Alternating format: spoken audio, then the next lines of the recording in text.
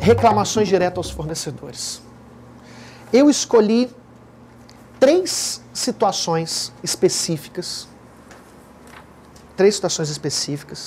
mas teriam várias outras, em que eu vou tentar abranger para vocês a importância de nós registrarmos reclamações por escrito. Toda vez que eu falo por escrito, gente, não é por escrito só no papel, não. Pode ser por e-mail, tá? Mas a relevância de demonstrarmos futuramente que comunicamos o fornecedor sobre aquele problema que a gente estava vivenciando.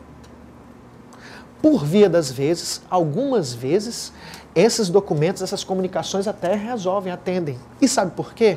Se nós formos capazes de, na nossa redação, na nossa escrita, e não tem técnica nenhuma, não se exige que você saiba falar verbetes jurídicos ou expressões jurídicas.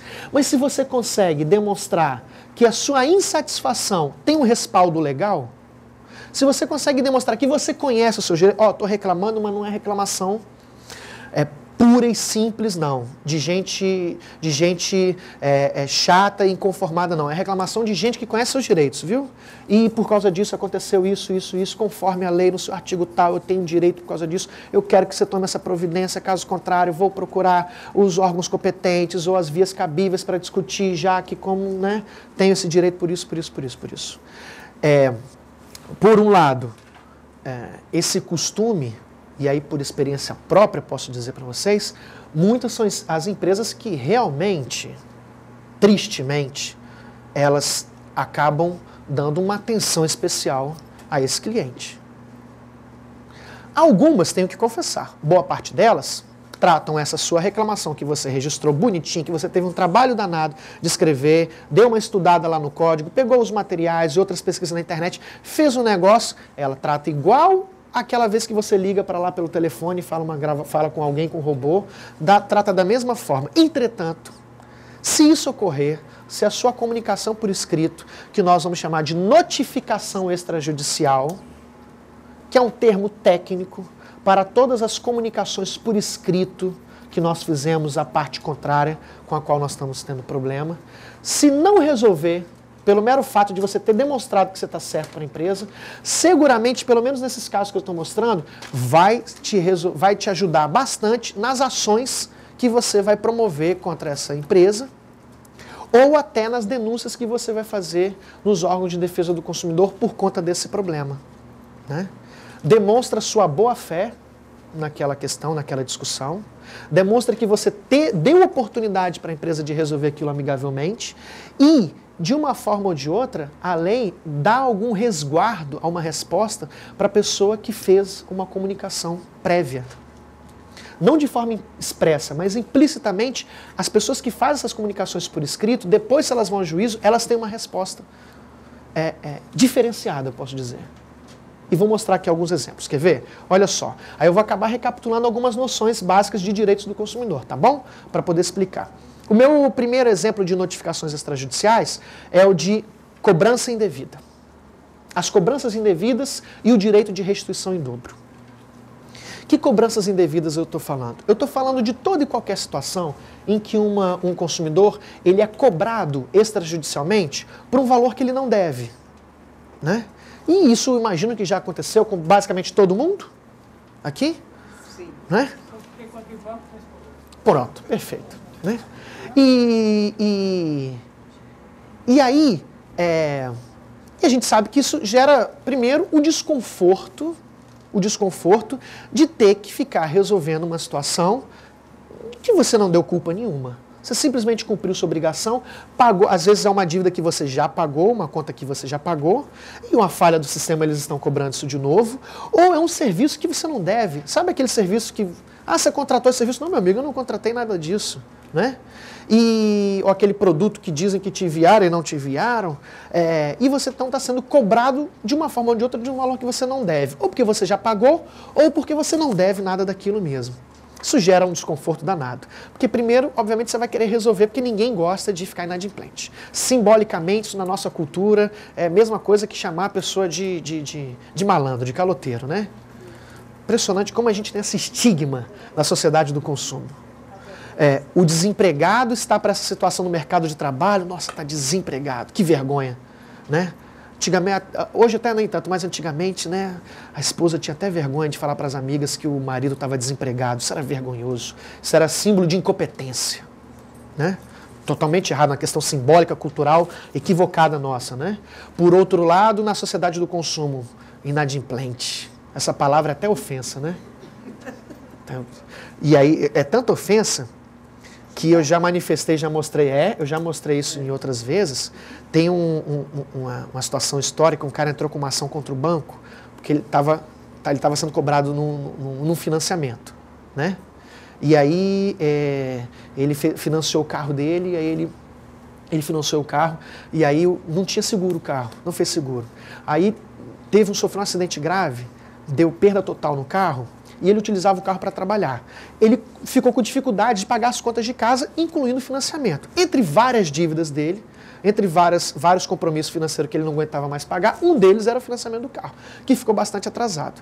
E aí, se coloque na posição do banco, cobrador, né? Ele tem duas opções: cobrar para tentar receber o dinheiro, ou então recuperar o carro, uma busca e apreensão, né? Recuperar o carro, né? Se o carro deu perda total, vou cobrar o cara. Mas o cara não tem nenhum patrimônio, está devendo para todo lado. O que fazer? Fica em cima do cara, martela na cabeça dele, que ele vai ficar tão doido que ele vai pegar dinheiro com a agiota, ele vai pedir dinheiro emprestado para o vizinho, para a irmã. Nós vamos incomodar ele até pagar. E aí começa aquela cobrança agressiva, ofensiva, proibida, crime, previsto no CDC. A cobrança abusiva. Aquela cobrança, a pessoa pode até estar devendo, pode até estar inadimplente, mas extrapola os limites da boa-fé e do respeito, da dignidade. Começa a ofender, começa a humilhar o devedor. E por que a pessoa consegue fazer isso surte efeito? Porque é vergonhoso, né, ser devedor, né? Ai, que vergonha, ninguém pode saber que eu sou inadimplente. E o mais engraçado desse caso é que esse cara, então, depois de vários dias, várias cobranças que ele não aguentava mais, ele gravou, então, as ligações.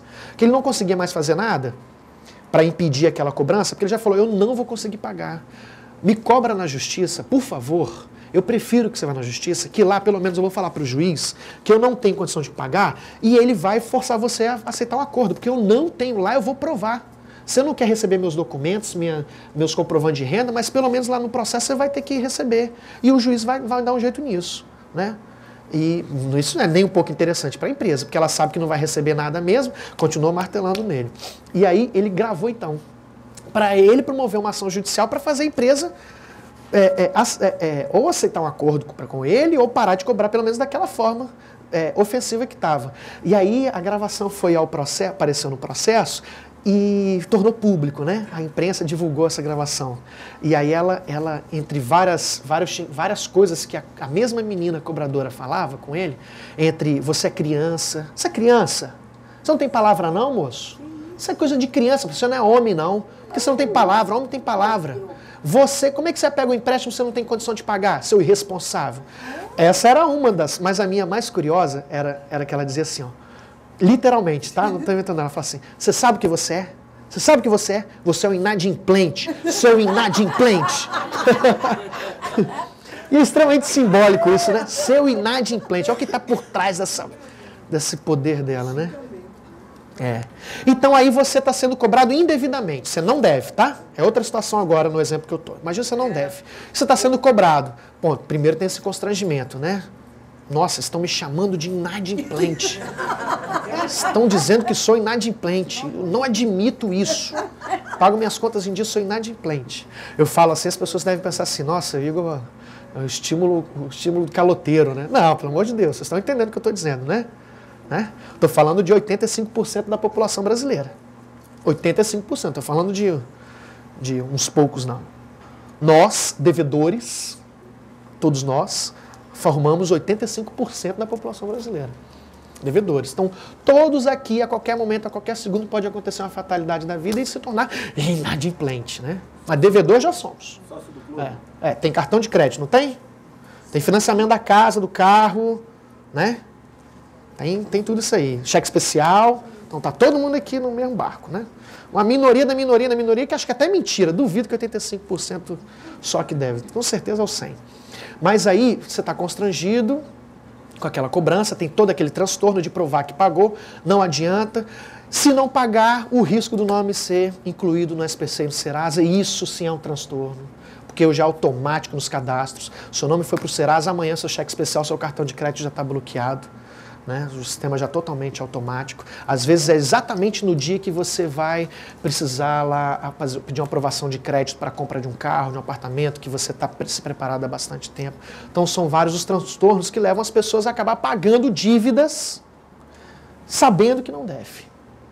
Fora aqueles valores que são incluídos, são debitados na conta corrente indevidamente, são incluídos numa conta de cartão de crédito, uma compra que você não fez, um parcelamento que você não aceitou e está sendo cobrado aquele valor, aquela taxa. Se você não pagar, aquilo vira uma bola de neve, é melhor pagar para depois discutir.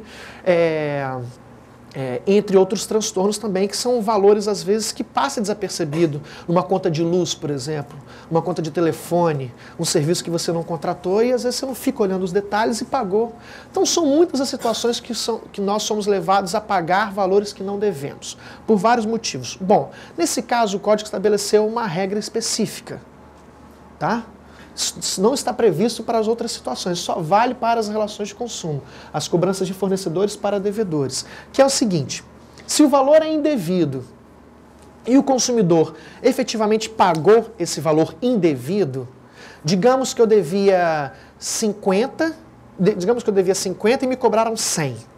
Então eu paguei, e tive que pagar esse 100 para me ver livre de algum problema. Eu paguei indevidamente R$50, né? Ou não devia nada dos R$100 e tive que pagar todos os R$100. Tudo aquilo que eu paguei indevidamente, seja a dívida toda, ou seja um excesso que eu paguei indevidamente, artigo 42, parágrafo único do CDC, tá aí no manualzinho de vocês, logo no início desse módulo 3, estabelece o direito de receber em dobro, o consumidor o direito de ser restituído em dobro.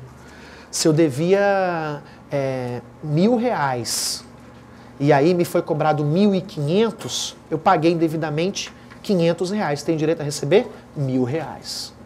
Ou se os R$1.000 todos eram indevidos, eu me vi forçado a pagar aquilo, tem direito a receber R$2.000. Sempre o dobro daquilo que você pagou indevidamente. O porém, e aí vem uma questão importante, parece na lei que isso é automático. Fui cobrado indevidamente, paguei, efetivamente paguei, tem direito à restituição em dobro. Aparentemente parece isso. Não vale quando você só recebeu uma carta, entendeu? Só recebeu uma carta de cobrança, está só naquela ameaça ainda, você não tem direito à restituição em dobro, você tem direito que não seja cobrado.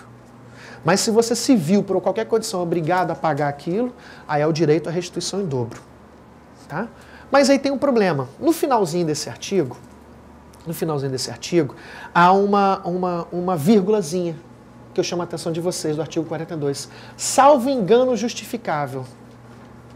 Você tem direito à restituição em dobro quando você é cobrado e paga indevidamente, salvo engano justificável. Salvo se é um caso de um engano, um equívoco justificável por parte do fornecedor. Pô, mas que raio é isso aí? Como assim?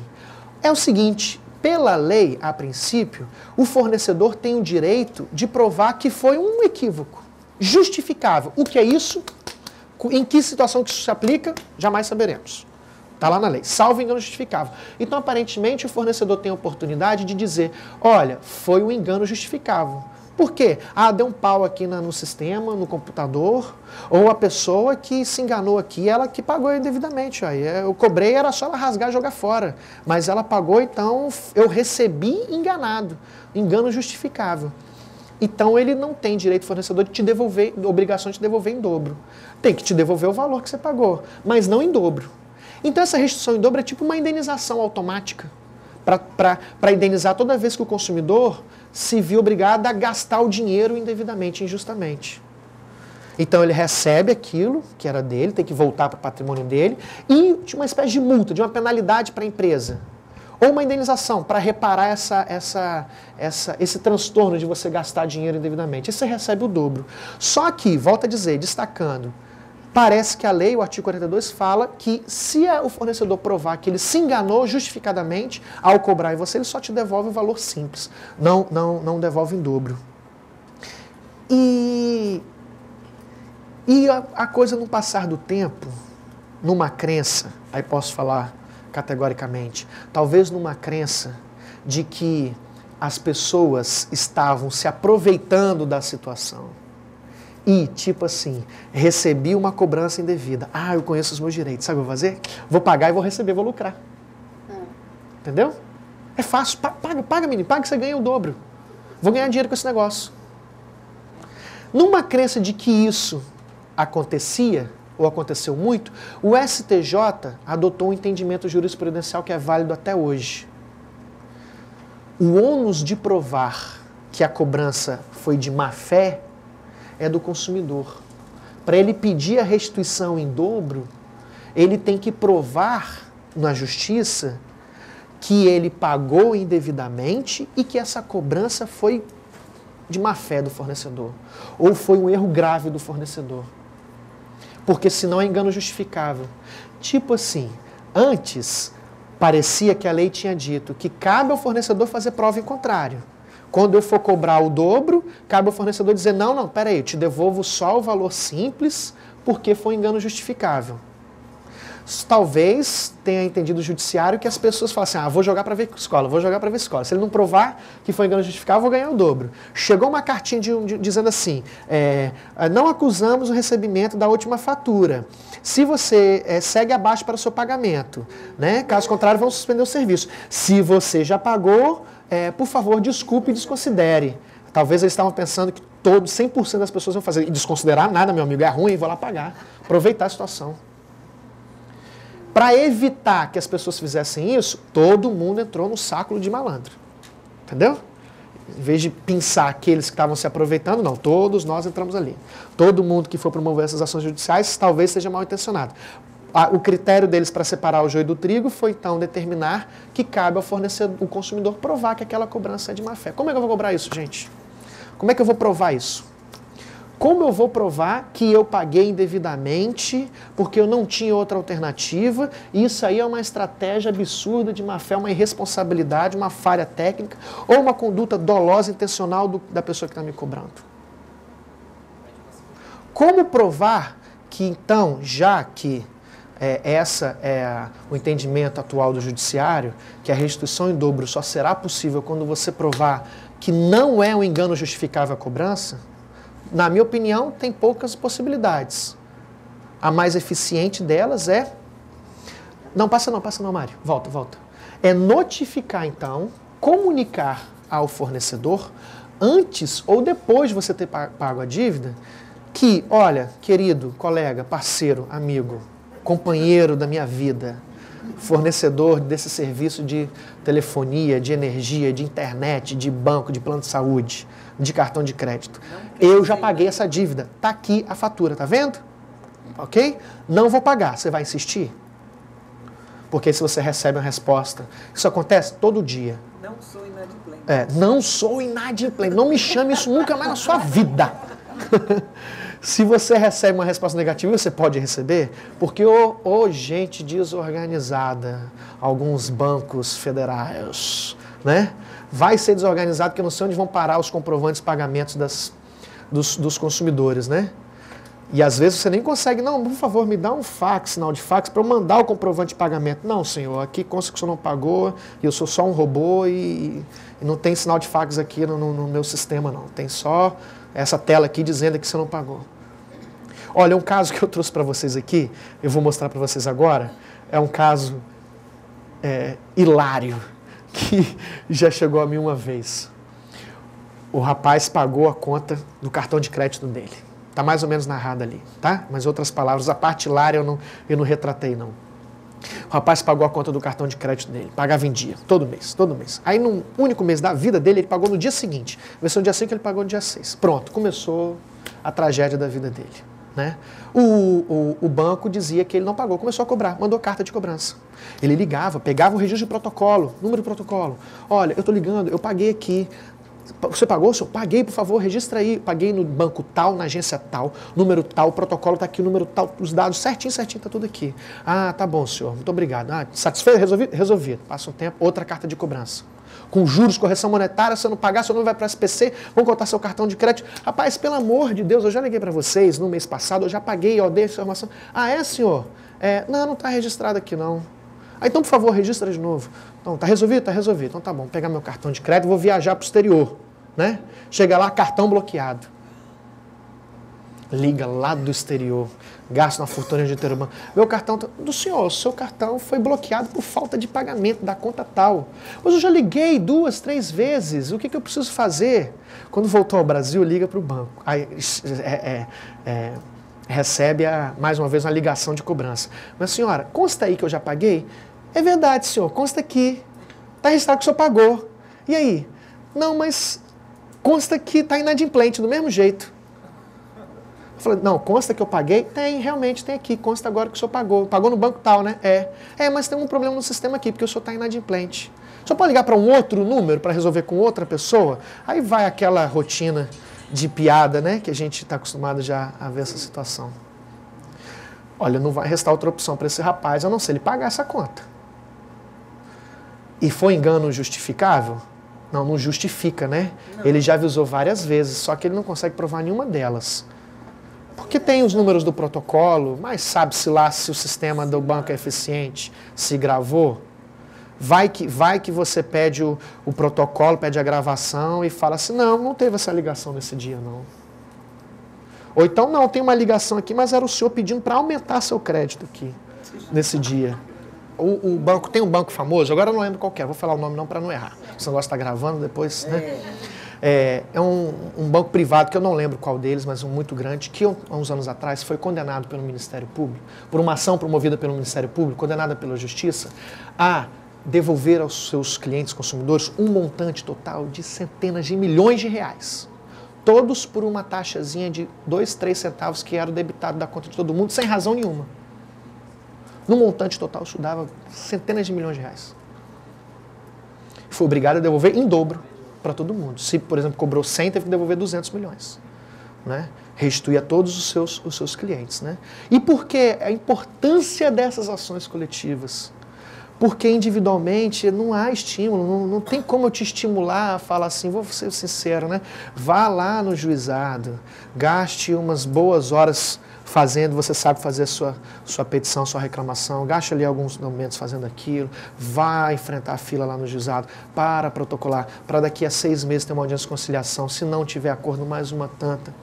É um desestímulo. Estou dizendo que esse sistema é maravilhoso e perfeito que nós temos no Brasil, não. Ele pode ser lento, pode ser demorado, não é? Mas, por conta disso, não estou dizendo que isso dá certo, que isso funciona. São muitos os juízes, atualmente em juizados especiais, que entendem que essas ofensas ao direito do consumidor, elas configuram danos morais. Alguns entendem, poucos juízes, mas alguns entendem.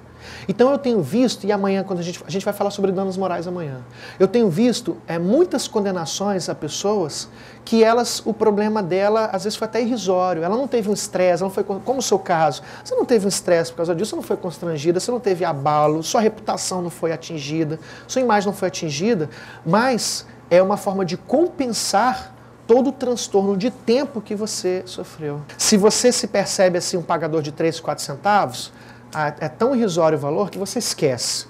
Nem chateado você fica. Você até fala, que absurdo isso, né?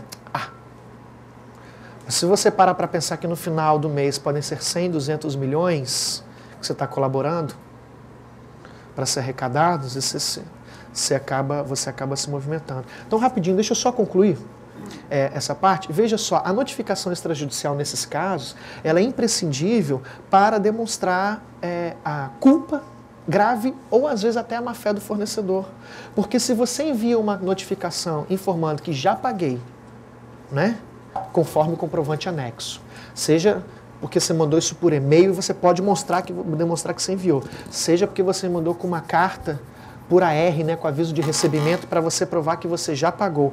Ou se você manda esse mesmo comunicado dizendo que você não deve e mostrando os motivos pelos quais você não deve, concordam comigo, vocês deram oportunidade ao fornecedor para pelo menos um fornecedor de boa fé reconhecer o seu erro.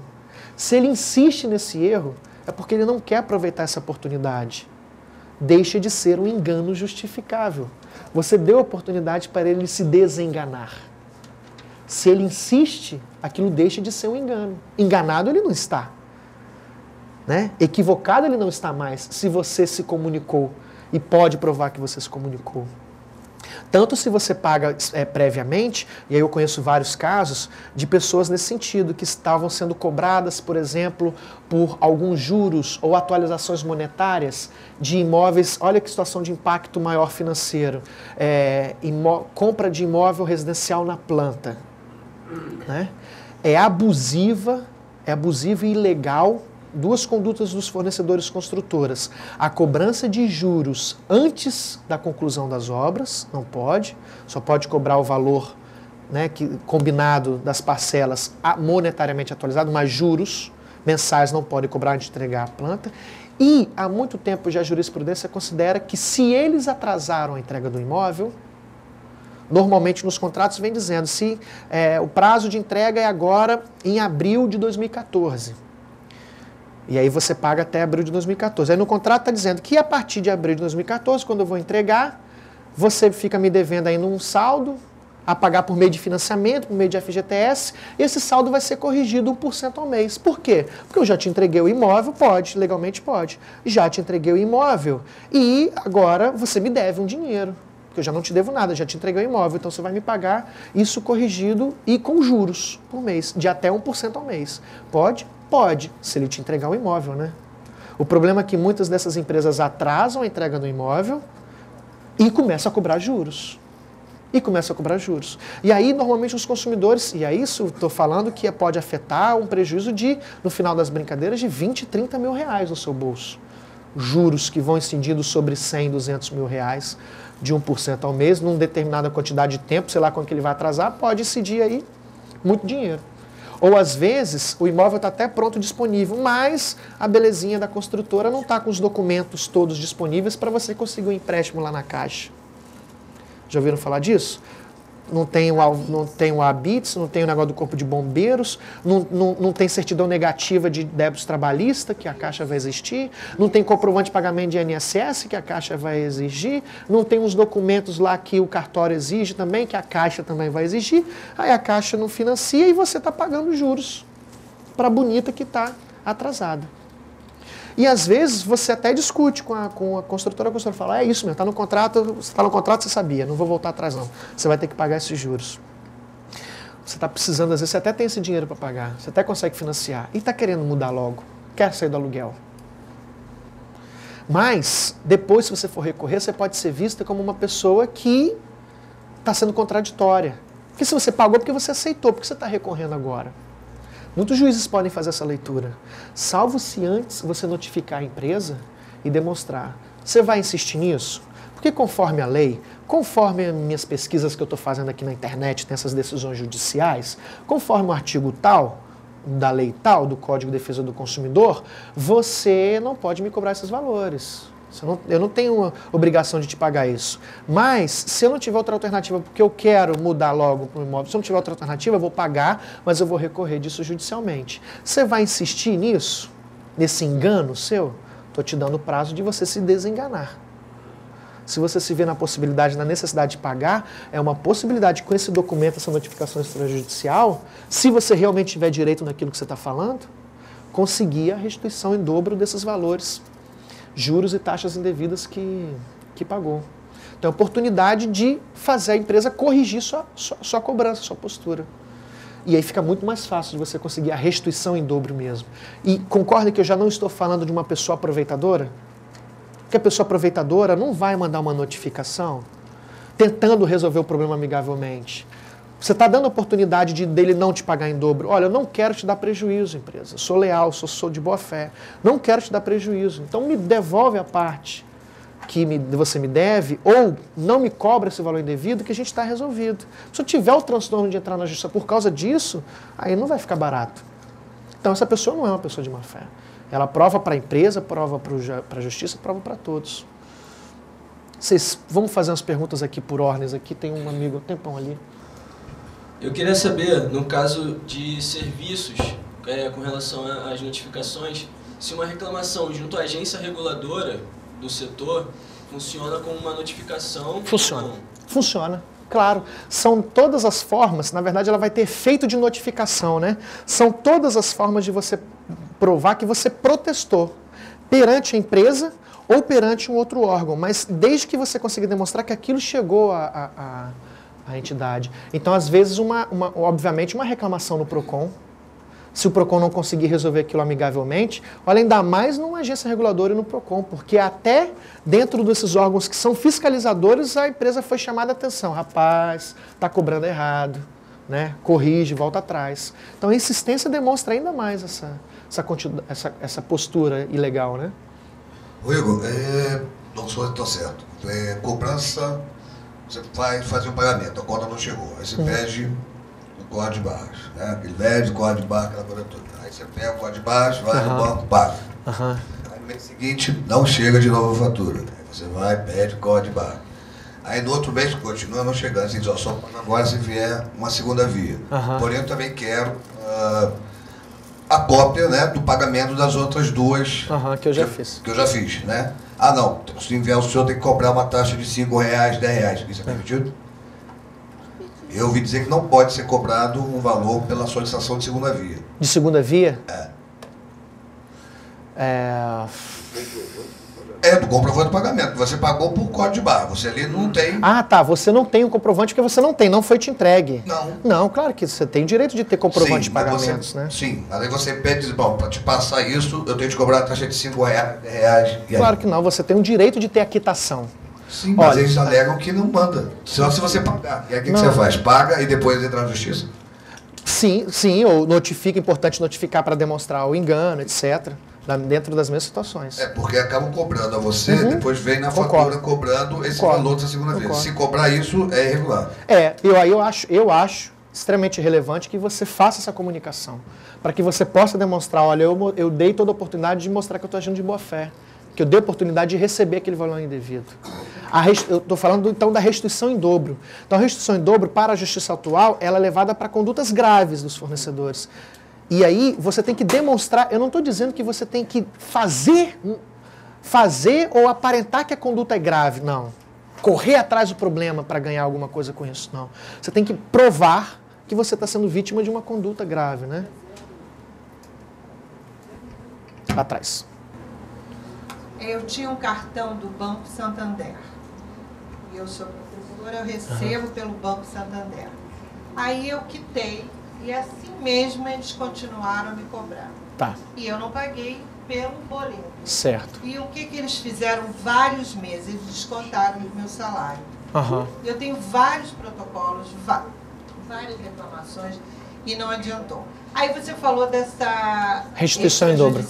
Mas se que eu nem acredito que eles não dão a menor importância. Mas aí o que eu vou querer? A restituição do meu dinheiro. Mas eles não vão me pagar, se fizerem, não vão me fazer em dobro. Mas é por isso que eu estou falando para você notificar. Eu também não acredito que eles vão devolver em dobro, não. A notificar, talvez você não tenha entendido, talvez alguns não tenham entendido. Essa notificação, eu estou dizendo que se ela não resolver o problema na situação, e ali eu tô recomendando que vocês nem peçam a restituição em dobro, não. Que você peça a restituição do valor. Porque se eles não devolverem o seu valor, que pode ser que eles não devolvam nada, concorda? Você reclamou várias vezes, não adiantou. Uns 3 anos isso. É a prova para o juiz visualizar isso. Na ação que você for promover no juizado especial, que você tem direito à restituição em dobro agora.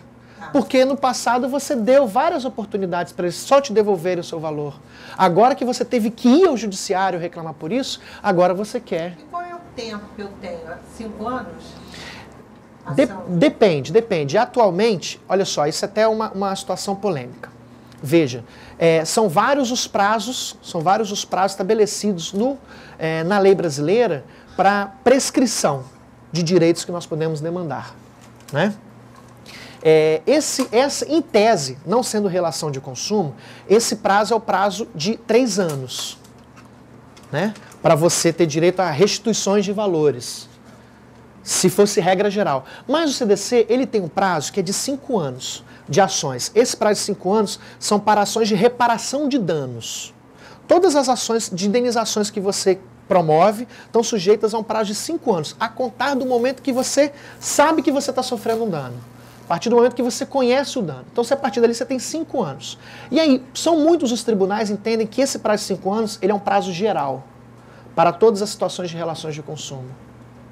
Vários dos tribunais entendem dessa. Que todas as ações de consumidores em que você busca receber indenizações ou até restituições de valores, simples ou em dobro, estão sujeitos ao prazo de 5 anos. Tá. São prazo específico, digamos assim. Outra coisa, os bancos também, se você for parceiro em algumas coisas, esse caso é o Banco do Brasil.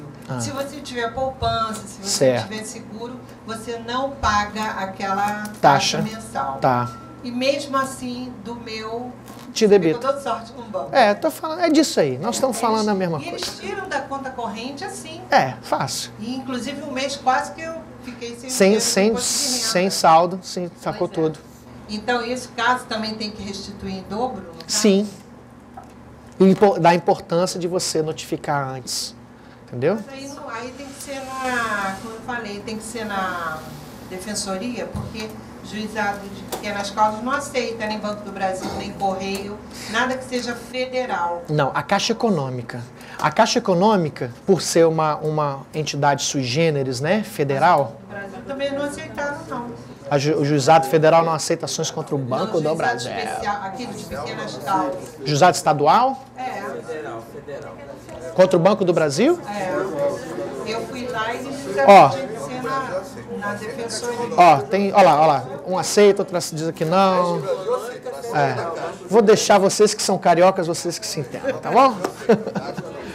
Mas em tese, todo o Brasil, pelo menos, a Caixa Econômica pela sua natureza de ser uma entidade federal. Aí a competência é do Juizado Especial Federal. E o Juizado Especial Federal é o Juizado Especial, sem advogado, sem custas, igualzinho. Só que são para as causas de órgãos federais. Agora, só uma última, desculpa que eu Por favor, não precisa pedir desculpa não. Por exemplo, uma pessoa vai fazer um cartão de uma loja.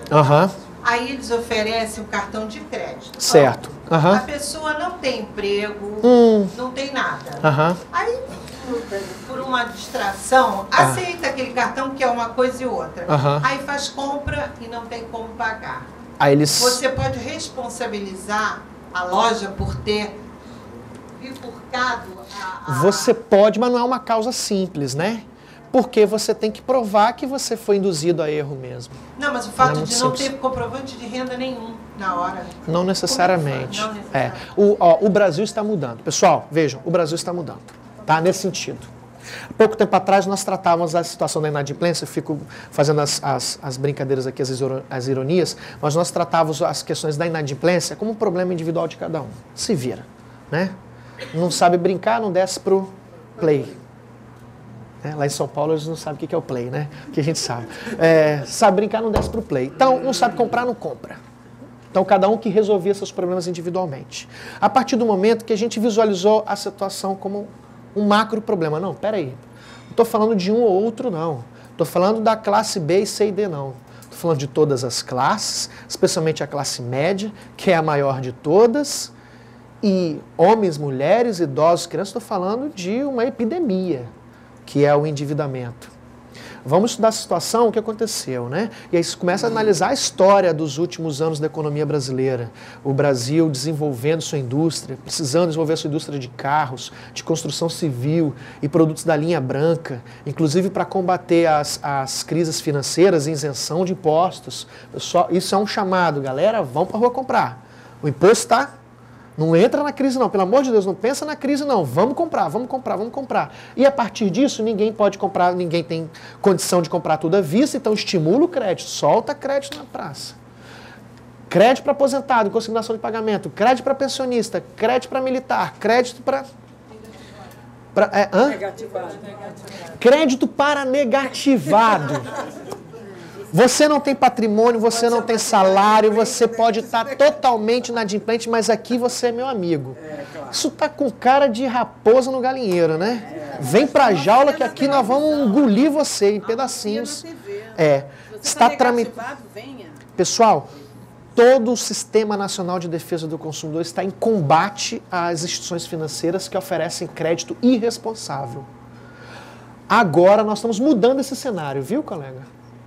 A partir de agora nós estamos vendo mais denúncias, fiscalizações e reclamações contra as instituições que oferecem crédito irresponsável dessa forma e estão se presumindo realmente que esse endividamento é causa de uma conduta culposa, negligente e desleal de certos fornecedores que se aproveitam de uma falta de instrução educacional, de uma situação momentânea de desespero e coloca aquela pessoa dentro da jaula. E dali ela não sai nunca mais, que a gente sabe. Então, nós não estamos falando com gente inexperiente, não. Né? Então, essa transformação está acontecendo. Está tramitando no Congresso Nacional um projeto de lei, que vai equiparar o Brasil ao mundo inteiro, inclusive a Europa.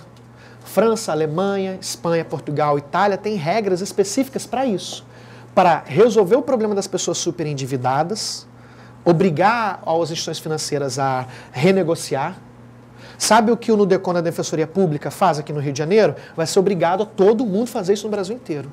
Vai ser previsto na lei. Uma obrigação do Estado fazer aquilo e formalizar como é que vai ser esse procedimento. Que aqui faz de forma mais espontânea e pioneira, mas isso vai ser, na verdade, uma prática do Brasil inteiro, vai ser obrigado a fazer. O que você já tem aqui, os outros cidadãos vão ter acesso em outros lugares, né? Fazer esse procedimento.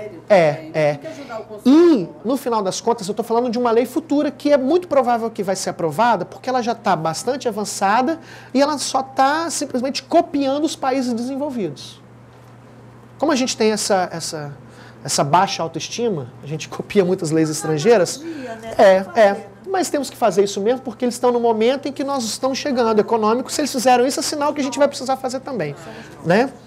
Mas podia adaptar um pouco às realidades brasileiras, mas não importa, vamos resolver o negócio. Se as instituições financeiras como essas não aceitarem renegociar dívida dentro dos órgãos, como hoje o Nudecon faz, o juiz obrigatoriamente vai cortar aquele contrato no meio. Vai determinar que ela baixe os juros, ou seja, é a sociedade, o Estado, os órgãos, o judiciário, acreditando que boa parte do endividamento não é a culpa dos inadimplentes, dos caloteiros responsáveis. É também parte disso a responsabilidade da oferta de crédito irresponsável e desesperadora. Tá bom? Então, entenderam isso aqui? Vamos passar para o próximo exemplo? Olha só esse caso que eu quero mostrar para vocês aqui. Tá? Por quê? Eu quero que vocês... Depois eu vou mostrar ele de novo, tá? Há alguns anos você possui já um cartão de crédito oferecido pelo banco onde você mantém conta corrente. Sempre pagou as contas do seu cartão em dia, e sempre o valor integral. Mas no último mês pagou com um dia de atraso. Lembra a historinha que eu contei aqui? Alguns dias depois você recebeu ligações do banco cobrando pelo pagamento da fatura. Você informou a representante que você já pagou, né? Inclusive informando todos os dados do pagamento. Achou que tudo estava resolvido. Passou mais alguns dias, durante um passeio com a família, descobriu que seu cartão foi bloqueado, sem aviso prévio. Também é proibido. Pode até estar inadimplente, mas avisa com ele que o cartão vai ser bloqueado. Passou a receber várias cartas de cobrança do banco. Por mais que você entre em contato, ligue, fale, informe o pagamento, os atendentes confirmam que possa estar ocorrendo algum equívoco, mas a situação permanece. Sabe aquele negócio? Senhor, vamos registrar aqui sua reclamação, vamos apurar e depois entramos em contato. E o próximo contato é de novo um outro cobrador. Para não prolongar mais a situação, é provável que você tenha que pagar essa conta novamente para depois buscar uma solução. Esse é um cenário. Um outro cenário, Mariana. Imagine agora que no mês passado você esteve numa loja para adquirir um aparelho de som. E aí o vendedor ofereceu uma proposta de pagamento em 4 parcelas. Aí você aceitou. Só que na hora, ao passar o cartão, o caixa, ele cobrou um valor superior lá do preço que tinha sido combinado. Errou. Aí você falou com o gerente desculpa, prontamente cancelou. Deu até um documento estornando a compra, tá? Fica resolvido. Aí você, quer saber? Deixa pra lá, vou pagar aqui à vista. Pagou o dinheiro à vista, ficou com um comprovantezinho de que foi estornado e foi embora para casa. Por algum erro do sistema do banco, as faturas estão vindo com as parcelas do primeiro, do segundo, e parece que vai vir a terceira e a quarta, com as parcelas que você tem um comprovante, inclusive, que foi cancelado. O gerente cancelou a compra ali naquele cartão. Não era para vir debitando. E você pagou à vista. Tem até a nota fiscal de que pagou à vista. Já entrou várias vezes em contato com o banco para ele cancelar aqueles valores daquelas parcelas do seu cartão de crédito, mas não adianta. As faturas seguintes estão vindo com a segunda, com a terceira e parece que vai vir com a quarta parcela. Né? Você tem duas opções, né? Muita gente faz isso. Paga o valor descontado, a gente pode pagar um valor menor, né, da conta de cartão de crédito. Você desconta aquele valor e fala, então vou descontar enquanto você está resolvendo aí, para não ter prejuízo à toa, né? Só que se não resolve, no mês vem juros em cima. Aí depois você tem que fazer a conta dos juros, quanto que você pagou de juros indevidamente, essa matemática não vai fechar. Ou você, então, normalmente a pessoa fica insegura. A pessoa que tem medo dos juros do cartão e depois do embolo que isso pode dar. Ou pagar tudo e resolve, ou não paga nada para tentar resolver enquanto não resolve a situação. Vou passar para mais algum outro caso. Olha, isso aqui é delicado, prestem bem atenção. Atraso no cumprimento da oferta, por exemplo, atraso na entrega do produto, atraso na prestação do serviço e tá que tá te cobrando, ainda assim. Não entregou o produto, mas está te cobrando. E aí muita gente quer fazer o seguinte, eu quero sustar o cheque. Quero deixar de pagar o boleto. Extremamente perigoso você sustar ali um cheque, mesmo tendo coberto de razão, sem estar seguro que você está certo, sem ter uma comprovação de que você está assustando por uma situação legítima. Você sabe que a assustação você pode ir lá no banco e sustar por desacordo comercial. Esse é o nome técnico das instituições financeiras. Desacordo comercial. O que é esse desacordo comercial? Estou sustando o cheque, suspendendo o pagamento dele, porque ele foi dado como pagamento, ordem de pagamento para um determinado produto que eu contratei, uma prestação de serviço, só que a parte contrária não está cumprindo. Por favor, banco, não compensa esse cheque, que esses caras vão me dar prejuízo. Só que, vejam só, não sabemos com quem estamos lidando, né, do lado de lá. Muitos podem promover uma ação de estelionato. Estelionato, por sustar o cheque indevidamente. Vai você provar que o pobre do urubu não é o papagaio. Depois. Ou simplesmente você susta o cheque, nada impede, tá? Porque você sustou o cheque lá no banco e deixou por isso mesmo, achando que está tudo resolvido, que o destinatário do cheque vá lá no cartório e proteste o título. E por conta disso, cadastre seu nome nos bancos de dados de inadimplentes. Aqui a notificação extrajudicial é imprescindível para você não ter problemas futuros. Olha só, vamos lá. Vejam só. Primeiro, uma premissa em qualquer relação. Não é só de consumo. Uma premissa geral. Artigo 476 do Código Civil. Transcrevi aí no material didático. Em outras palavras, ninguém pode, num acordo, num contrato, num combinado, exigir que a parte contrária cumpra sua obrigação se ele próprio não cumpriu a sua. Não pode. Uai, isso aqui é uma lealdade, tem que ter um cavalheirismo aqui nesse negócio. Né? Você não pode jamais estar inadimplente com o seu compromisso e exigir que a parte contrária cumpra o seu, se esse não foi o combinado. Se esse não foi o combinado, você não pode exigir. Então, ninguém pode exigir que você, aplicar o nosso caso concreto, pague, né, produtos e serviços se não cumpriu sua parte no contrato que estava combinadinha. Quando que a gente vai poder aplicar isso? Né? Imagine que você comprou um produto parcelado, deu uma entrada, vai pagar as outras parcelas e combinou do produto chegar em tantos dias. Aí você pagou a entrada, enquanto isso combinado era em tantos dias chegar o produto não chega naquele dia, nem no outro, nem no mês seguinte, nem no outro, e tá o fornecedor te cobrando, tá cheque entrando na conta, tá boleto sendo cobrado, tá ameaça de cobrança, se você não pagar, seu nome vai para o SPC. Mas você não entregou sua parte? Não, mas nossa parte teve um atraso aqui, mas é um atrasinho bobo, você não, você tem que pagar, que você tem dinheiro, você tem que pagar. Né? Ou situação difícil. Mas primeiro, premissa básica, ninguém pode, num combinado, num acordo, num contrato, exigir que a parte contrária cumpra a sua parte se você não está cumprindo aquele seu compromisso que você pactuou. Primeira coisa. Segundo, no CDC, o fornecedor está severamente vinculado às obrigações, aos compromissos, aos acordos que ele pactuou antes. Nós chamamos toda essa comunicação que foi feita antes, esse acordo, esse combinado, essas informações que foram discutidas antes do contrato, de oferta. Oferta no direito do consumidor não é promoção, tá? Oferta não é sinônimo de promoção. Não é sinônimo de desconto. Oferta, tecnicamente, juridicamente falando, é toda a conversa que você, consumidor e fornecedor, tiveram antes do negócio. Toda a apresentação de produto, toda a condição de pagamento que ele te ofereceu, o preço que ele te ofereceu, a condição de pagamento, a forma que ele vai prestar o serviço. Tudo isso que é a parte prévia do contrato nós chamamos de oferta. E o que diz o CDC sobre isso?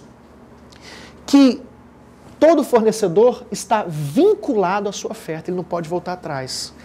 Por mais que não esteja expressamente escrito no contrato, aquele combinado é como se contrato fosse.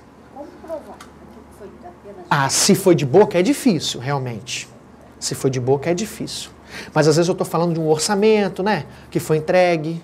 Móveis modulados. Aí você tem normalmente ali um contratinho, um documento do modelo que você comprou dos móveis, qual a condição de pagamento, se vai ser no cheque, se vai ser no boleto, qual é o valor das parcelas, o dia que vai ser entregue os móveis, né, as peças na sua casa, quantos dias depois eles vão montar realmente na sua cozinha.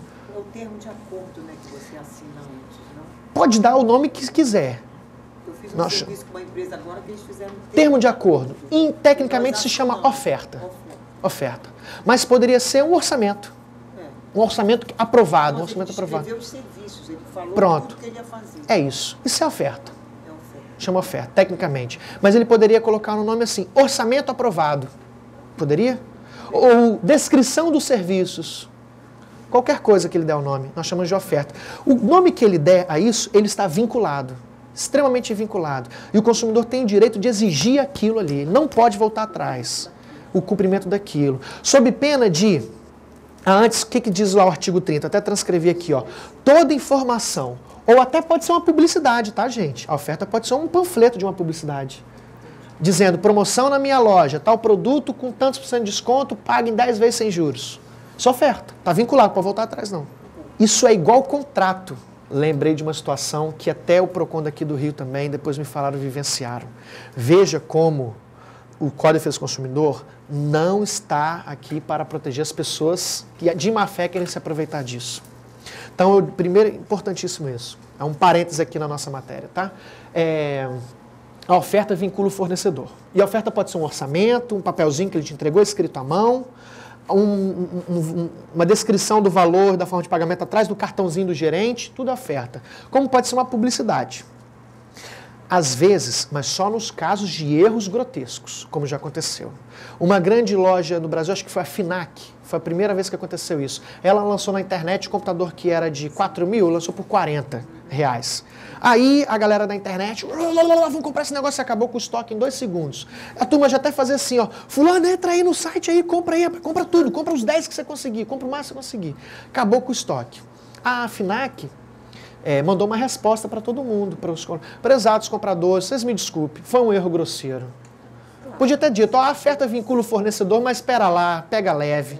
Eu jamais estaria vendendo. Isso aqui não é site de compra coletiva, não é site de promoção, eu jamais venderia um produto com desconto desse tamanho. Então, vocês me desculpem, seu valor foi estornado, seu débito já foi devolvido para sua conta corrente, tá? Estou cancelando a compra, fica à vontade para voltar ao nosso site que agora está corrigido. Essa é a primeira questão. A turma entrou no... É ruim, hein? Assim não é assim que a banda toca, não. Conheço meus direitos. Pegou a prova da carta, pegou a prova da publicidade. Não, senhor. Vou para a justiça, eu quero o cumprimento da oferta, porque a oferta vincula o fornecedor. Pode voltar atrás, não. Eu quero o meu computador por R$40. Né? O judiciário, entendeu? Foi uma das primeiras vezes que isso aconteceu, que a boa-fé via de mão dupla. Realmente, o código, ele só tem direitos para o consumidor, mas nós estamos imaginando consumidores agindo de boa fé. Nós estamos imaginando que são consumidores agindo de boa fé, porque ninguém vai ser acobertado pelo CDC querendo se aproveitar disso. Tá? Recentemente, aqui no caso do PROCON Carioca, a B2W, né, que é Submarino, Americanas.com, eles tiveram problemas de reiteradas vezes, né? Eles lançaram, parece que foi um notebook por R$185 e era 1.850. Olha só que interessante. boa parte dessas pessoas, né, elas não conseguem a vinculação exatamente pela prova. Agora, desde que... Porque aí muitos começaram a pensar o seguinte, então é só publicar uma errata que está resolvido. Qual que é o problema agora? Agora não se sabe, nós estamos numa margem de limbo aí. Será que, eles realmente é um equívoco, ou é uma forma de fazer uma publicidade, atrai todo mundo para o site para ver outras promoções e depois, desculpa, foi erro grosseiro. Nós estamos nesse limbo agora também. E eu estou vendo outras promoções ali, então é uma forma de... Atrair. Dois lobinhos ali, duas raposinhas, né? Um leão e uma raposinha, digamos assim. Pode ser considerado uma propaganda. No posto de gasolina está escrito, abasteça e ganhe uma caixa de cerveja. Só embaixo está assim, abasteça a partir de 100 litros. Você pode várias vezes lá abastecer e ganhe uma caixa. O cara abasteceu 10 litros de gasolina e quis a caixa de cerveja, foi parar no juizado. Mas não diz quanto, abasteça e ganhe, né? Estava em cima, abasteça e ganha uma caixa de cerveja. Mas não diz quanto. Embaixo assim está escrito, abasteça 100 litros. 100 litros. E ganha uma caixa. Pode ser considerado uma propaganda enganosa? Rapaz, eu vou ser sincero, esse fornecedor está correndo um risco. Você sabe por quê?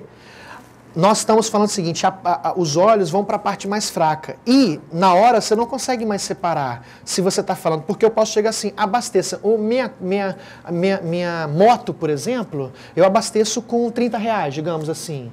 Ou o meu carro, eu quero abastecer só meio tanque, dá R$50. Abasteça e ganha o quê? Meio tanque, o tanque inteiro, R$50 para mim já dá. Eu acho uma fé do fornecedor. Já dá. Então...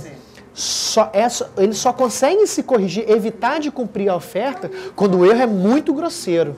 E é ônus dele provar isso, entendeu? Pede a portabilidade, aí vai, não, portabilidade nós não podemos, porque nós não somos uma companhia de telefonia. Pô, mas na propaganda ele diz que ele é tudo. Se ele é tudo, isso não é uma propaganda enganosa? Olha, nesse caso específico, pode ser, porque pode induzir a erro ao consumidor. E posso falar uma coisa um pouco diferente, uma jurisprudência? Porque é difícil assim, eu falar uma resposta certa que vai abranger todos os casos, né? Porque cada caso tem sua peculiaridade e tem que ser estudado profundamente. Eu tenho receio de talvez dar uma resposta que vai se aplicar, que possa se aplicar a esse caso quando a gente não sabe as peculiaridades dele. Mas eu posso falar uma outra coisa diferente. Eu não vou querer entrar nesse mérito da publicidade enganosa, que a gente ficaria bastante tempo aqui. Mas há uns anos atrás, lá numa região, numa cidade do interior, no norte do país, que eu não me lembro onde, não sei se era Acre, mas era um estado do norte do país, é uma cidade do interior, foi divulgada lá na imprensa local, porque era uma publicidade de rede nacional, dizendo, chegou banda larga, internet banda larga para todo mundo, digamos assim. O povo ficou feliz da vida. Que fim, chegou a internet banda larga na nossa cidade. Aí foi todo mundo assinar. Mas, lá nas letras minúsculas, que ninguém via, dizendo assim, né? Salvo nas cidades onde tem disponibilidade do provedor. Lembra na época que tinha um tal de provedor de internet? Né? E aí a empresa se defendeu, o Ministério Público local da cidade entrou com ação coletiva contra eles. Olha, quero uma indenização por enganar todos os consumidores aqui da cidade, né? Porque todo mundo criou uma expectativa e você não pode ficar frustrando as pessoas, né? Você não pode criar essas artimanhas enganosas. E aí ela dizia, não, mas olha só, peraí, calma lá. Para ter internet, naquela época era assim, né? Precisa de provedor. Eu até chego, mas não tem provedor aí nessa cidade. Então eu não tenho culpa se não tem o tal do provedor, né? E aí, na época, a justiça entendeu que, olha, essa informação técnica e precisa, ela tem que partir de você. Ninguém pode supor isso, você não pode presumir que as pessoas têm uma habilidade de perceber, por exemplo, nessa publicidade. Eu vi a publicidade abasteça e ganhe. Bom, para abastecer uma caixa de cerveja custa tanto. Para ser lucrativo para ele, deve ser a partir de R$100, porque se for R$50 já não é interessante. Então eu pressuponho que a publicidade é só, eu tenho que adivinhar isso, rapaz. E aí, para finalizar, o descumprimento da oferta, ele gera o seguinte... Artigo 35 do CDC, está aí no material, tá? Transcrevi para vocês. 35 do CDC. O consumidor pode exigir o cumprimento forçado, é aí que as pessoas, às vezes, que vão discutir que, olha, eu quero a aplicação da promoção, né? E como eu disse, só nos casos grotescos, absurdos, em que fica claramente demonstrado que aquilo ali é um abuso do exercício do direito pelo consumidor, que elas não vão ter. Todos os outros casos concretos, o fornecedor vai ter que cumprir a oferta, entregar o produto naquele preço, né? Parcelar naquela condição de pagamento, entregar o produto no prazo combinado ou aceitar um outro produto equivalente, aquelas situações em que você chega na loja mais reclamada e não tem aquele produto anunciado, né, naquele preço, então eu quero outro de melhor qualidade no preço. Essa mesma empresa de Divinópolis, Minas Gerais, mais reclamada aqui, também atua lá no Espírito Santo, certa vez vendeu panela de publicidade, o estado inteiro, panela de pressão a R$10, só aqui na nossa loja. Né? O homem mandou liquidar tudo. Né? Panela de R$10. Aí eu também não sei qual é o anseio do povo por panela de pressão. Eu não sei qual que é a demanda. Saiu gente do interior, deve ser. Sai o povo lá do interior, vai lá da Serra, saiu lá da região serrana, saiu do litoral norte, do litoral sul do estado, foi todo um voto para a capital para comprar lá. Né? Porque não tinha loja ainda no interior nessa época da marca, eles foram todos para lá. Né? E foi todo mundo ali para o centro da cidade. Gente, foi uma fila. Todo mundo atrás de panela de pressão. Sabe quantas ele tinha no estoque? 10 panelas. Uma fila quilométrica. Uma confusão, deu briga, polícia apareceu, porque é crime fazer publicidade enganosa. É ônus do fornecedor provar que ele não enganou. Mas ele falou assim, não, mas está escrito, até o limite do estoque. Então, acabou os 10 estoques, meu amigo, mas vamos lá, peraí. Qual foi o tamanho da publicidade que você fez? Foi todo o estado. Quantos panfletos você imprimiu? Tanto. Você distribuiu isso aí para jornal até no interior, não foi? Saiu em rede no estado inteiro, né? Então, você tem só 10, você não está querendo ver panela de pressão, não. Você está querendo outra coisa. Você está querendo fazer o povo afundar aqui dentro. Agora vai dar panela de pressão para todo mundo. Panela de 300, de 800, vai ter que dar panela de pressão aqui para a turma inteira. No final das contas, eles estavam tendo que fazer cadastro das pessoas para a pessoa voltar amanhã. E falava assim, ó, deixa o seu dinheiro. Não vai deixar dinheiro, não. A pessoa vai vir aqui amanhã com o dinheirinho dela, vai ter aqui com a panela dela. Ou então a rescisão do contrato. Olha, eu não cumpri o que eu quero, tipo, não entregou no prazo que eu queria, não quero mais. Ah, mas eu atrasei só 5 dias. Sim, não cumpriu a oferta, não cumpriu o contrato, eu não quero mais. Talvez isso tudo funcione, então, para a gente notificar a empresa em situações como essa, por exemplo, atraso na entrega do produto combinado, né? Você já está pagando. E aí nós temos, então, o receio de... Até o Código Civil estabelece isso até para empresários também, isso não é direito só de consumidor, não.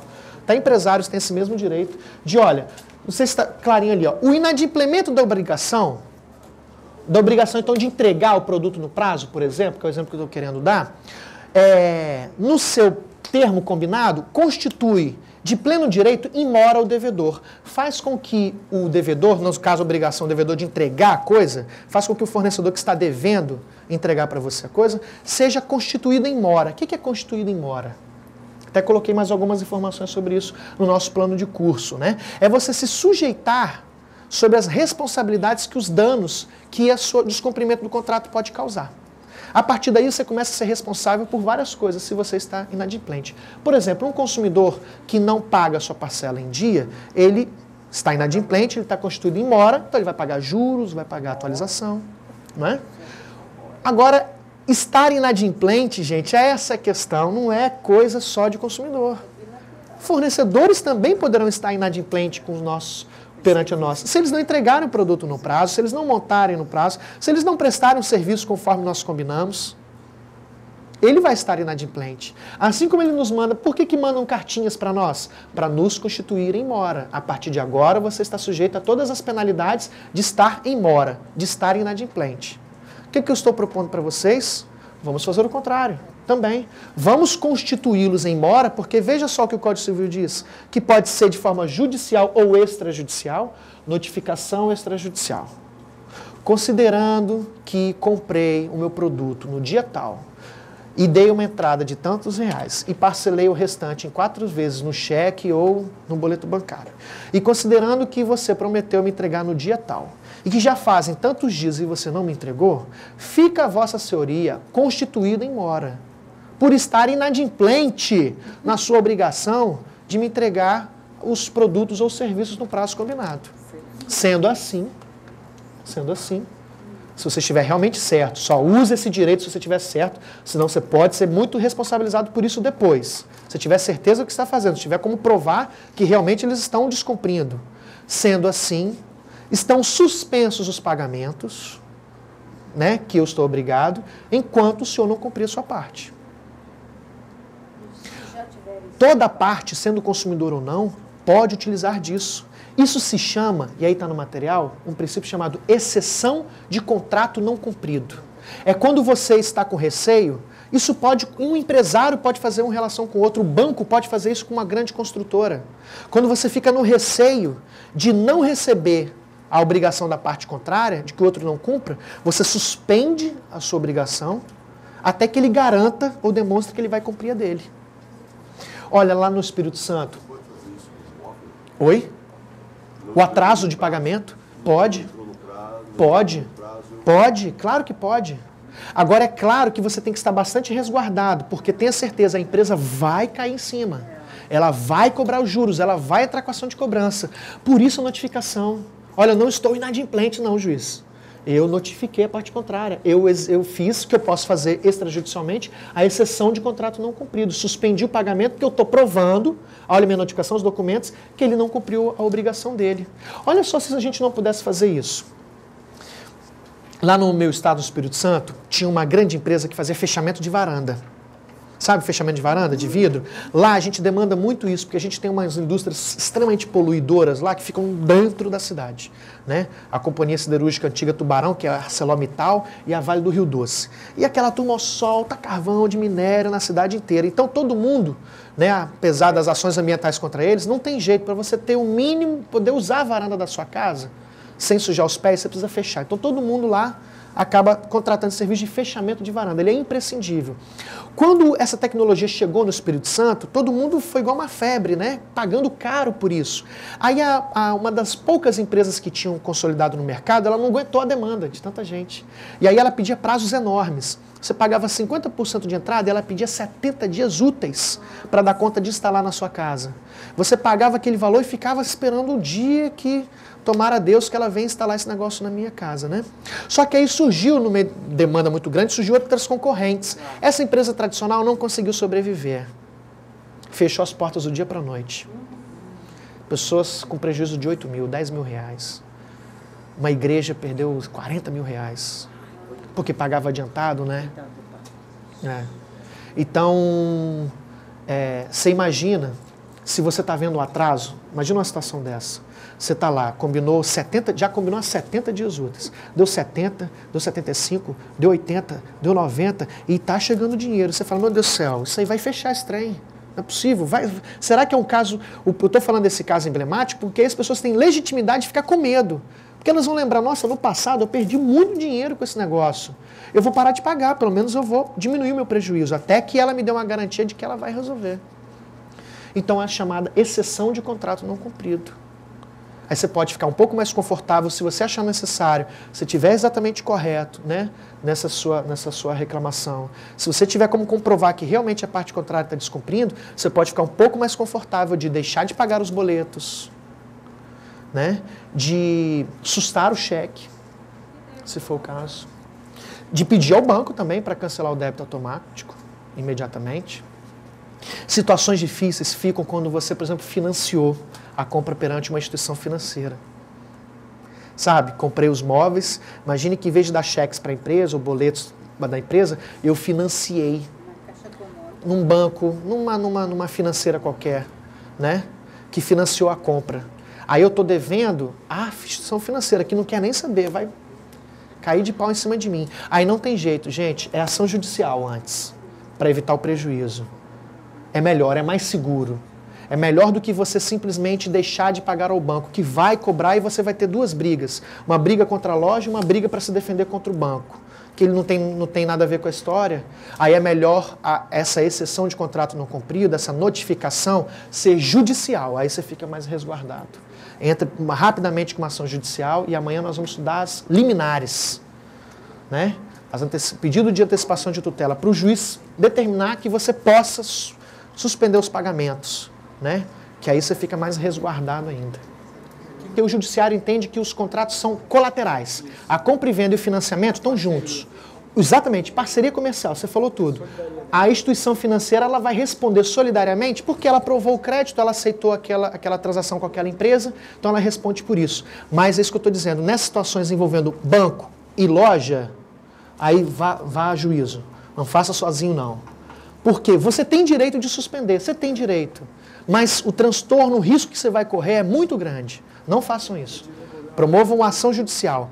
Podem fazer as notificações e a exceção de contrato não cumprido, suspender o pagamento, quando o seu problema é diretamente com a loja e você está obrigado a pagar diretamente a loja. Intervenção de um banco fica mais delicado. E aí, um último que eu queria terminar, e importantíssimo, como ele é uma consequência do caso anterior. Imagine, então, que você está numa situação em que o serviço está sofrendo falhas graves. Por exemplo, o Sr. Virgílio comprou Sr. Virgílio, qual que era o produto mesmo? Era um adaptador para a televisão funcionar no sistema de smart, né? Wireless, né? Para a televisão pegar o smart. Na embalagem parecia que funcionava para qualquer televisão. E era perfeitamente possível entender que qualquer televisão poderia funcionar um determinado aparelho para que a televisão captasse sinal de internet. Né? Ao chegar ao produto, percebeu que para alguns, apenas só os modelos digitais, alguns modelos mais modernos de televisões aceitavam aquele produto com bom funcionamento. Televisões mais antigas, mais analógicas, o produto não tinha sido fabricado para aquilo. Né? Então, trata-se de uma situação em que ou seja, uma compra de um produto, ou seja, uma contratação de serviço, ou porque, como no caso anterior, o produto chegou atrasado, ou parece que não vai chegar mais, ou porque o serviço que me foi oferecido, que eu contratei, parecia ter uma característica qualidade bem melhor do que ele realmente é. Me foi oferecido, por exemplo, um sinal de internet, para eu contratar pela provedora de internet em casa, de alta velocidade, de excelente durabilidade. Mas não sei por que razão, na minha região, do meu bairro, no meu prédio, não pega o sinal, fica lento, fica caindo, está sempre congestionado. Ou o produto que eu adquiri não funciona conforme as expectativas legítimas que eu tinha, porque foi apresentado na publicidade uma determinada qualidade ou no manual. E eu tenho o direito, obviamente, de pedir o cancelamento dessa compra. Né? Desde que eu demonstre que o produto ou o serviço, especialmente o serviço, não atende aquelas expectativas básicas, né? De que eu estava imaginando. Eu não estou falando, gente, de caso de vício de produto não, tá? Eu não estou falando de caso de produtos que não estão funcionando bem, porque isso, como a gente já falou, você tem o direito de exigir o conserto, ou então exigir a devolução da quantia paga, mas primeiro o direito de exigir o conserto, se não for um produto essencial, como eu já mencionei. Eu estou falando de produtos e serviços cuja a apresentação se mostrou enganosa, cuja oferta se mostrou enganosa, ou seja, o fornecedor não cumpriu aquela oferta ou de qualidade, de características ou de prazo de entrega do produto e serviço. E aí, da mesma forma, a premissa anterior, se você não cumpre a sua parte, você não pode exigir. Se o fornecedor não cumpre a sua parte, né, na entrega de produtos e serviços nas características combinadas, obviamente ele não pode exigir esse pagamento pelo consumidor. E a notificação extrajudicial é imprescindível para você pedir o cancelamento do produto e serviço. A gente sabe que a gente pode exigir os cancelamentos. Hã? É exatamente esse caso que eu estou falando. Porque a gente sabe que a gente pode tentar pedir pelo telefone, né, os cancelamentos, mas às vezes a gente não é atendido, especialmente se o fornecedor de serviço ou do produto não concorda com o seu pleito. E ele fala, olha, eu não concordo, o senhor pediu o produto, é esse que nós temos, nós não nos enganamos. Se o senhor quiser cancelar, tem que pagar uma multa por descumprimento do contrato que você quer cancelar antes do prazo combinado pela gente.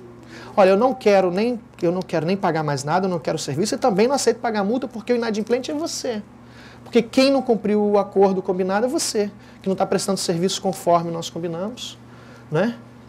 E o nosso Código de Defesa do Consumidor estabelece várias vezes serviços cumpridos de forma inadequada ou ofertas não respeitadas vão gerar ao consumidor o direito de rescindir o contrato, rescindir a contratação e receber, inclusive, todo o dinheiro de volta. se eu estou tratando de valores que eu fui pagando mês a mês e estou esperando uma solução. Mas o quanto antes você perceber a situação e quanto antes você oficializar, mais verossímil é a sua alegação, ou seja, mais credibilidade você terá perante o juiz posteriormente. De que você está cancelando não por um capricho ou por uma mera desistência ou um mero arrependimento agora, mas sim por descumprimento da oferta ou das características pelo fornecedor que te entregou, né? E essa notificação ela é imprescindível para isso, para, por exemplo, se você se vê na obrigação então de pagar a multa, né? Para você se ver livre do problema, então eu vou notificar dizendo, olha, tudo bem, eu entendi que você quer cobrar multa, mas eu não concordo por conta disso, eu tenho esse direito estabelecido na lei, conforme o artigo tal do Código de Defesa do Consumidor, essa cobrança é abusiva, é indevida, você vai insistir? Me dá uma resposta em tantos dias. Importantíssimo que toda notificação, ela garanta um determinado prazo, não tem um prazo fixo, né? Normalmente 10 dias são os costumes, mas não tem um prazo fixo. Mas vocês precisam estabelecer um prazo para o fornecedor, nessas notificações, para ele dar uma resposta ou resolver o problema. Se eu não tiver resposta ou solução do problema no prazo de tantos dias, e me ver então obrigado a pagar esse valor dessa multa, ou me ver obrigado a pagar outras mensalidades, outros valores, outras parcelas, indevidamente, porque eu estou já determinando o cancelamento e você não está me atendendo, então vou pagar e exigir depois a restituição em dobro, ou não vou pagar mais. E se você me cobrar judicialmente, ou se você me cobrar, incluir meus dados nos cadastros de inadimplentes, vou promover respectiva ação de reparação pelos danos morais. Mas estou te avisando que está cancelado o serviço e é meu direito exigir o cancelamento. Qualquer cobrança futura que me for feita vai gerar as consequências previstas na lei. Dentro do prazo tal, aguardo sua resposta a uma solução do problema. Passados esse prazo, entende-se que o fornecedor não está se importando com o problema, né? E aí esse documento é importantíssimo para você promover uma ação ou se defender, gente, importantíssimo. Ou se defender de uma ação de cobrança, já que você talvez não vai pagar todo aquele valor. Agora vamos fazer só mais umas últimas perguntas e vamos fazer os exercícios, tá? Vou mostrar de novo os casos. Aí eu quero que você seja um pouco autodidatas, tá? Nós não temos os códigos, temos? Temos códigos? Então olha só, vou ouvir suas dúvidas, tá bom? A sua e a da senhora. E aí eu quero que vocês façam uma pesquisa sobre os casos que eu vou dar ali. Boa parte desses casos, quer dizer, todos os casos mais ou menos, eu dou alguma explicação no material didático sobre os fundamentos legais, mas eu quero que vocês pesquisem também um pouco no código e vão redigir essas notificações. Mas antes de eu mostrar o caso, deixa eu só ouvir as perguntas dos meus colegas aqui. Você está falando das notificações, eu queria perguntar como você faz para essas notificações que você realizar se tornem você comprovar que você enviou. Que você fez, que você enviou e que ele recebeu e que ele respondeu, ou deixou de responder. A forma mais eficiente é você, na notificação, estabelecer no texto um prazo para resposta. Porque aí cabe a ele provar que te respondeu ou que resolveu o seu problema. Depois, calma. Agora, como provar que ele recebeu? São as duas as melhores situações. Ou a mais formal de todas, a mais oficial, o envio de correspondência por correio com um aviso de recebimento, aquele guia do AR, que o representante legal vai receber de volta, né? Ou seja, você tem um comprovante de que você recebeu. Você falou um telegrama? Você agora manda e recebe. Você recebe o comprovante de que foi enviado. Ou o envio de um e-mail para um correio eletrônico que, por exemplo, está no site. Se ele colocou aquele correio eletrônico no site, é o canal que ele recebe informações. Não pode dizer que não. Ou às vezes até um boxinho de um fale conosco no site.